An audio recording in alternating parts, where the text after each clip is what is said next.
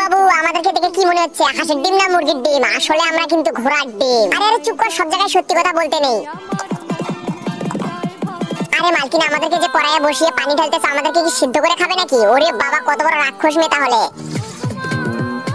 আরে আরে মালকিন, আমাদেরকে দেখে কি ছোট ডিম মনে হচ্ছে নাকি? তোমার পানি দেওয়া হয়ে গেল, কেবল তো আমাদের পাছা ভিজলো গো, উপরে ভিজাবে না? বাবুরে বাবুরে, গেল গেল, পাছা টাছা সব পুড়ে গেল। সালা রাক্ষস মালকিন, বড় বড় ডিম নিয়ে আসছে, একটু বেশি করে পানি দিতে পারো নাই? শুধু তো পাছাই পুড়ে যাচ্ছে গো, সামনে তো এখনো কিছুই হয়নি। ধন্যবাদ মালকিন, আমার পাছা এইভাবে বরফ ঢেলে দেওয়ার জন্য। বাপরে, পুরো পাছা তো একদম পুড়ে যাচ্ছিল, এবার একটু শান্তি পাচ্ছি। আইয়ো মা, মালকিন ডিমের খোসা ছাড়ানোর জন্য আবার লাঠিতে কোবানো লাগে নাকি? এই বাবু, তোমরা ভিডিওতে লাইক করে চ্যানেলটি সাবস্ক্রাইব করে দাও তো। এই তো মালকিন, বের করে ফেলেছো 7 রাজার ধন, এবার ঘাপুস ঘুপুস করে খেয়ে ফেলো।